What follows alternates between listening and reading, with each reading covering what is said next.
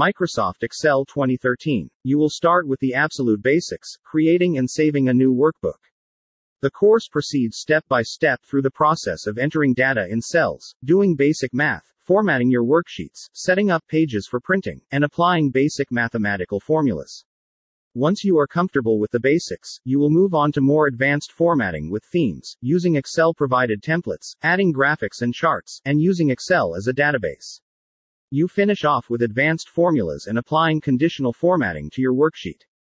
By the time you have completed this video training course for Microsoft Excel 2013, you will be comfortable with the day-to-day operations you would perform in this software program. You will be able to perform calculations and create professional graphs and charts from your data. Working files are included to allow you to follow along using the same source material that the author uses throughout the lessons in this computer-based training video. Who this course is for: 1. Beginners and intermediate. What will I learn? 1. Learn Microsoft Excel 2013 from a professional trainer from your own desk. 2. Suitable for beginners to advanced users. Ideal for users who learn faster when shown. 3. Visual training method, offering users increased retention and accelerated learning.